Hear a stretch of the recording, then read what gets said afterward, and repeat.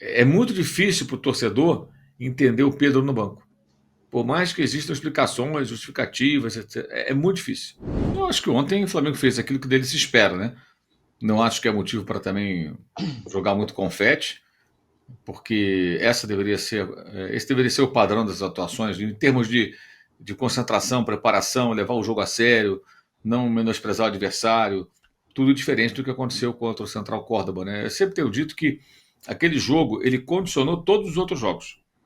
Se o Flamengo cumprisse o seu papel, jogasse uma partida séria, venceria o Central Córdoba. Não ia perder para o Central Córdoba. Não tem como perder jogando como jogou ontem, jogando a Vera, né? Não desconcentrado, desmobilizado, como foi naquela ocasião. Então, se o Flamengo vence aquele jogo, o Flamengo poderia, por exemplo, se arriscar contra a LDU em Quito. Não jogaria aquela partida ali assustado, porque, lembrando, se perdesse em Quito, ficaria 4 pontos atrás do LDU e do Central Córdoba. Então era muito perigoso aquele jogo. É só fazer as contas. Tira um ponto do Flamengo, dá mais 2 pontos para a LDU e vê como é que fica a classificação. Não fica na situação que está. O Flamengo estaria. É só fazer a conta. Os dois estão empatados, 8 pontos. O Flamengo teria 7, né, que é menos 1, e a LDU teria 10, se perdesse aquele jogo. Então o Flamengo estaria 3 pontos atrás ainda. Ou seja, que o Flamengo vencesse para chegar a 10, tinha que torcer para o Central Córdoba derrotar, fazer saldo de gols. O Flamengo não podia perder aquele jogo. O empate foi bom nas circunstâncias, mas condicionou. Vencesse o Central Córdoba no Rio de Janeiro, poderia ter se arriscado um pouco mais. E talvez até vencesse, porque se defendeu bem, mas atacou muito pouco. O jogo de volta contra o Central Córdoba na Argentina, a mesma coisa. Você carrega um peso da derrota e o time jogou novamente mal. Então, tudo foi contaminado. E o jogo de ontem. O Flamengo entrou ontem concentrado, mas correndo risco. Com a faca no pescoço, com gente aberta torcendo para o Flamengo ser eliminado. Manchetes em alguns lugares da mídia até tratando da eliminação. Quando até eu escrevi no meu blog ontem, teve um babaca outro que falou que agenda positiva. Agenda positiva, porra nenhuma. Agenda positiva. Estou passando a realidade. Coloquei lá que a situação era desconfortável, mas não era desesperadora. E não era. É vencer em casa e fazer 3 gols de saldo. Tinha e tem toda a condição de fazer. Mas para que chegar nesse ponto? Para que chegar nesse jogo dessa maneira? Esse é o ponto. É isso que tem que ser. Não pode ser esquecido. Porque não é o primeiro ano, é o terceiro ano seguido que o Flamengo faz isso. Na época do Paulo Souza, o torcedor do Flamengo era feliz na Libertadores e não sabia, né? Porque o Paulo Souza ganhou todos os jogos, exceto um que teve um gol impedido, que não foi anulado, que não tinha VAR naquela fase de grupos, contra o Talheres lá na Argentina.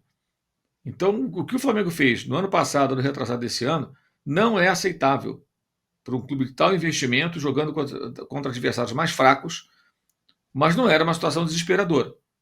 Porque o time empatou fora de casa com a LDU e com a Central Córdoba. Não perdeu esses 2 jogos. Então impediu ali que abrisse vantagem e agora ele pode até ser primeiro, desde que ele vença, de preferência por uma margem maior de gols, e o time equatoriano derrote o seu oponente, a equipe argentina, jogando no Equador. Se vier uma vitória por 2 gols, o Flamengo vencer, entra a LDU. Mas se vencer por 1-0, por exemplo, o Flamengo vencendo, o Flamengo pode ser o primeiro da chave. Então, já tem essa possibilidade. Mas nessa altura, o Flamengo já era para ser primeiro da chave já e poder até colocar time reserva, colocar alguns jogadores reserva, tranquilamente. Essa deveria ser a situação nessa altura. Então, acho que a lição tem que ser aprendida e a gente não pode deixar de questionar essa fase de grupos muito ruim do Flamengo, apesar de ontem ter feito um jogo muito bom, como deve ser, né? Como deve ser. E com escolhas arriscadas do técnico Felipe Luiz, que a gente vai falar durante a live, que eu acho que também são bem relevantes, né? Porque é muito difícil para o torcedor entender o Pedro no banco.